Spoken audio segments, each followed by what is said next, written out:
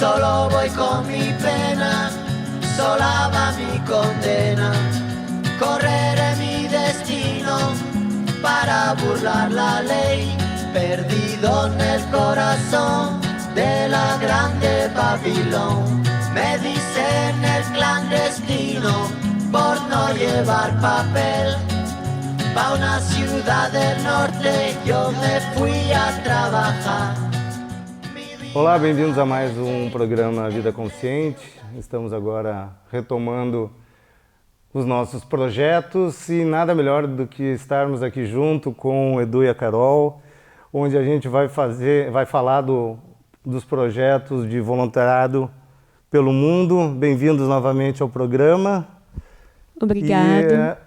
Carol, trazendo um pouco dessa fase 2, né, que eu acho que é o que a gente vai conversar hoje, vamos falar um pouquinho do que é o projeto, um pouco do que foi o primeiro projeto, para quem não assistiu. Inclusive já convidamos agora, aproveitamos para convidar vocês, lá no nosso canal YouTube estão os 2 primeiros programas que a gente gravou, né, que foi o primeiro programa sobre o projeto de voluntariado que foi feito na África e a escalada do Monte Kilimanjaro. Exatamente. Então convido vocês que não viram ainda a olharem esse primeiro projeto.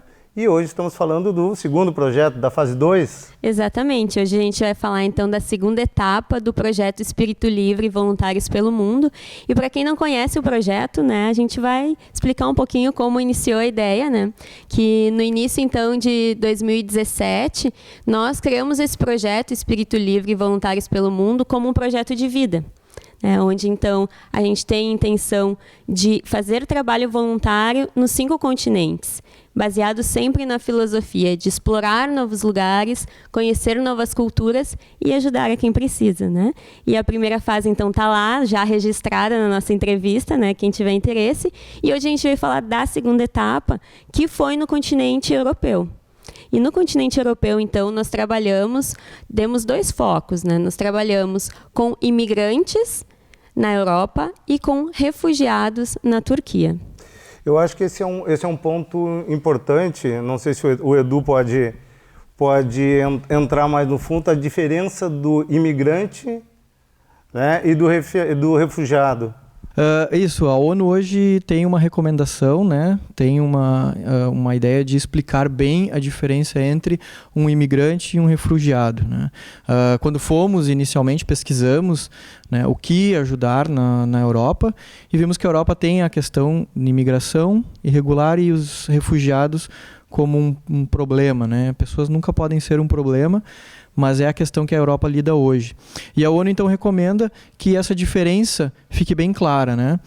Então, um imigrante é uma pessoa que, mesmo dependendo da sua condição, como os imigrantes italianos e alemães aqui do Rio Grande do Sul, né, é uma pessoa que escolhe sair do seu lugar, sair do seu país, sair da sua cidade, sair da sua região e ir em busca de uma nova, né? Agora, um refugiado, ele não tem essa escolha, ele é obrigado, porque normalmente é o que... Ou ele está com a sua vida em risco, ou ele está com a sua liberdade em risco, né? Então aí tu vai ter vários motivos. Um principal é a guerra, né? Mas tu pode ter perseguição política, perseguição religiosa, perseguição de gênero, hoje muito vista, né? Então, dentro disso, acabamos aprendendo, né, e trabalhando então na Espanha com os imigrantes, hoje imigrantes irregulares, né, que chegam no Estreito de Gibraltar, e na Turquia, né, que a gente considerou a Europa, que é o grande berço, digamos assim, do número de refugiados que chegam hoje, que fogem da Síria, né? Então hoje a Turquia é o país com o maior número de refugiados do planeta, né? Grande parte da Síria, por causa da guerra da Síria, né? Sim. Vamos começar então pela Espanha. Falando um pouco, a gente sempre acaba tendo nossos papinhos de bastidores aqui, e uma das coisas que me chamou muita atenção é o número de entrada dessas pessoas e o número que vocês atenderam também, que é um número alarmante. Vamos dizer alarmante, sim, porque isso é uma situação que a gente está tratando com pessoas em situações extremamente delicadas, senão não estavam passando por isso. Mas são números super altos, principalmente para um país, né? Sim, então nós estivemos lá durante o verão deles, né? Chegamos lá em junho e é o que eles chamam também de alta temporada, né?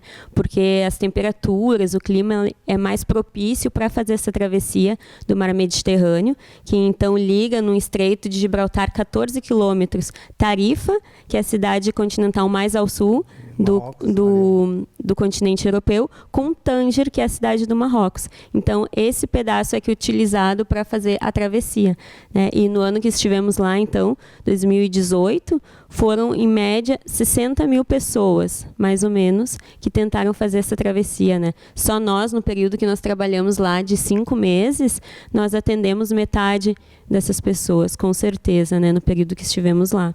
E são muitas histórias de vida, né? Que a gente pôde testemunhar. Porque a gente trabalhou com a Cruz Vermelha e no braço de resposta imediata à emergência da Cruz Vermelha. Ou seja, aquelas pessoas que estavam sendo resgatadas no Mar Mediterrâneo pelo salvamento marítimo, chegavam diretamente então aos portos, no porto de Tarifa ou de Algeciras, né? E eles comunicavam então essa equipe de resposta imediata e nós estávamos prontos para receber esses imigrantes, né? O tipo de embarcações que eram usadas, como é que eram resgatadas essas pessoas, como é que eram trazidas do mar para os portos, que é uma coisa que tu olha, é emocionante, para não dizer, sei lá, é um negócio chocante, né? Ele mexe muito com a gente. Hoje a travessia ali é feita de algumas formas. As mais comuns são com botes de borracha, que podem ser aqueles botes de borrachas mais profissionais, né? Podem comportar ali 12 pessoas, né? Na sua função original, mas que vem com 50 pessoas. Ele pode ter um motor ou não, né? Pode ser remos, ou pode ser uma embarcação daquelas que tu compra em qualquer supermercado, né? Que é para 4 crianças brincarem e que vem 15, 16 adultos com pedaços de paus como remos. Tu vai ter embarcações a madeira, tudo isso sempre muito lotado, né? Sempre lotado. E essas pessoas vão cruzar o estreito, risco, né? Claro, alto risco, vão cruzar o estreito de Gibraltar com rajadas de 100, 120 km por hora, né? Que te empurram então pro mar aberto. E lembra, tu é uma embarcação à deriva, se tu não tem motor, o remo não vai te salvar nessa hora, né? E aí ela vem superlotada, com a água no estreito que é muito gelada, mais o vento. Então isso tudo vai fazer com que esses somente 14 quilômetros, né, sejam percorridos aí em torno de 15 horas. Né? Mas, assim que cruzam 7 quilômetros, existe então esse barco de salvamento marítimo, que provavelmente vai aparecer nas fotos. É considerada a fronteira. Que é considerada como se fosse a fronteira marítima, né, que é a metade ali. Que é do governo espanhol, né? Isso né, pertence à Cruz Vermelha, é do governo espanhol. Ele então vai fazer o resgate dessas pessoas nesses barcos. E aí vai resgatando essas pessoas durante 24 horas, 36 horas, até que tenha um número de pessoas, que o barco esteja lotado ou que tenha um número que não tem mais risco no estreito, e ela vai atracar em algum porto, né? Quantas pessoas chegam num barco desse? Depende, normalmente, vai depender, lógico, da época, da condição climática, mas a gente já chegou a atender num fim de semana aí de sexta a domingo, em torno de 5 mil pessoas, né? Vão chegar em média por dia 150 pessoas. Se eu pegar o ano inteiro ali, a média diária é em torno disso, né? E às vezes chega um barco, já está chegando outro barco, às vezes vão chegar 3, 4 pessoas, dependendo da condição climática, né? E tem toda uma logística, toda uma estrutura que mesmo para um país como a Espanha, que já lida com isso há 20 anos, né? Ainda assim enfrenta problemas, né? Não tem como alocar essas pessoas, né? Não tem comida, não tem abrigo, não tem roupa para fazer emprego. Essa é outra questão. A gente nem chegou a entrar nessa parte, né? Que é o pós, né? Para onde essas pessoas vão, né? Elas vão ir para abrigos, elas vão voltar para o seu país, dependendo da nacionalidade, dependendo da idade, né? A gente estava única e exclusivamente fazendo o primeiro auxílio, né? Da onde elas vinham? Qual é o... Vinham de vários lugares, principalmente da África, né? Mas alguma coisa também da Ásia. 50%, vamos colocar que é marroquino mesmo, vem de Marrocos, né? E a outra parte vai vir de Senegal, Gâmbia, Costa do Marfim, Congo, e todas aqueles países ali da África subsaariana, né? Que é popularmente conhecida, né? Esses são os imigrantes irregulares. Eles vêm buscando o quê? Eles vêm buscando uma vida melhor? Eles vêm com família? É isso que é a... Bom, na verdade depende, né? Cada um tem a sua história de vida, né? Muitas histórias conhecemos através da necessidade da entrevista, quando a gente recebe eles. E as pessoas que vêm do Marrocos normalmente buscam por uma nova oportunidade, né? Oportunidade financeira, assim como muitos da América do Sul vão para os Estados Unidos, por exemplo, né? Ou mexicanos, enfim. E quem vem da África subsaariana normalmente vem fugindo de guerras, conflitos, né, que são muito comuns ainda em todo o continente africano, fugindo de alguma epidemia, né, normalmente fugindo do ebola, né, então o quê? Procurando uma alternativa, né, muitos fugindo da fome, tentando, claro, uma nova oportunidade de vida, mas eles vêm quase que por sua última esperança é chegar no continente europeu. Nós vimos famílias, por exemplo, que só tinha como pagar uma travessia, né, para um membro da família, e a gente viu mães, soube de histórias de mães que colocaram a sua criança num barco, entregar aquela criança a estranhos, para que aquela fosse a oportunidade de vida do seu filho, né? Então, essas e outras histórias, como pessoas que caminharam durante 8 meses, né, do seu país até chegar em Tanger para poder cruzar, também são histórias assim que chamam a atenção da gente, né? Histórias de superação, né? Que a gente tem que também, às vezes, se pôr no lugar dessas pessoas e entender a situação, né? O porquê delas estarem tentando buscar uma vida melhor. Sim. Imagina tu pegar um filho, colocar dentro de um barco, sabendo que lá ele não pode ser deportado até os 18 anos, é isso, né? Depende da nacionalidade, né? Mas a regra é nenhum menor de idade pode ser deportado, mesmo que o acordo político entre os países seja este, né? Então tu vai esperar até a tua vida adulta para daí sim os meios legais serem aplicados, né? Sim, imagina uma mãe mandar uma criança como o único meio de sobrevivência. Sim, ou de vida melhor. A gente pegou, até tem um vídeo que infelizmente a gente só mostra nas palestras, a gente não pode divulgar o vídeo em meios de comunicação, onde existem guardas escoltando crianças. Então vai ver crianças de 7, 5, 6, 10 anos. Essas crianças, elas nunca saem dos seus familiares, de perto dos seus familiares. Se ela não tem um familiar perto, significa que ela está sozinha. Então, e a gente já pegou crianças que vieram. E aí tudo tem, por isso que é importante. Uma parte importante do nosso trabalho, especialmente, né, durante esses 5 meses que foram na Espanha, né, que foi a questão da entrevista. Ali que eu vou definir, por exemplo, se ele é um refugiado ou não. Porque mesmo quem vem do Marrocos, apesar do acordo comercial e deportação, tem marroquino que vai ser considerado refugiado. Por quê? São 3 motivos que vão acontecer principalmente com marroquinos. O primeiro é tu tá fugido da máfia, né? Marrocos tem uma máfia forte de drogas e tu tá fugido da máfia, né?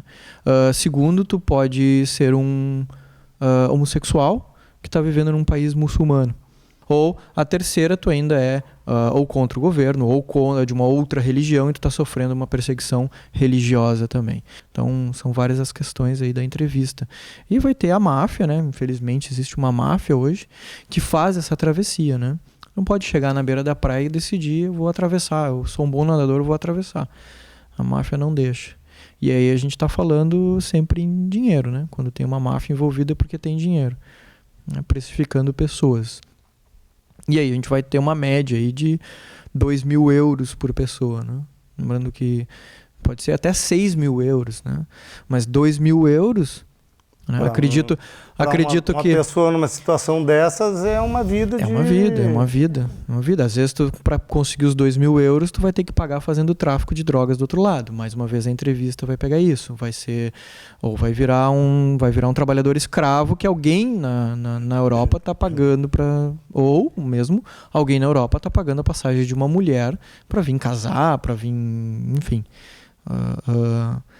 fazer qualquer coisa do gênero ilegal, né? Então precisa dessa entrevista, né? Pô, 2.000 euros, eu posso pegar hoje, ir numa internet, comprar uma passagem, talvez 1.000 euros, com mais 1.000 euros eu passo 10 dias na Espanha. Por que essas pessoas não fazem isso? Né? Por causa do passaporte delas. Hoje é meio triste, mas o passaporte, o teu lugar de nascimento, né, vai determinar o que tu pode ou não fazer no mundo. E que privilégio tenho eu de ter nascido, ou merecimento tenho eu de ter nascido num país A e não no país B, e o contrário, né? Que demérito tenho eu de ter nascido aqui ou ali. Então, é uma reflexão, se somos todos seres humanos, né? É uma reflexão que a gente tem que pensar, né? E por que a carga humana não é aceitável na Europa? E a carga material, né, ela é aceitável na Europa. Porque tudo que vem da África é bem-vindo, a não ser as menos pessoas. As pessoas, né? Então é uma reflexão que a gente sempre gosta de deixar nas palestras, né? Bom, a gente vai fazer uma pequena pausa, né, pela nossa televisão e voltamos em breve retomando esse assunto, falando um pouco do lado dos refugiados próximo à Turquia e mais um pouco do nosso lado aqui na Venezuela. Voltamos em breve.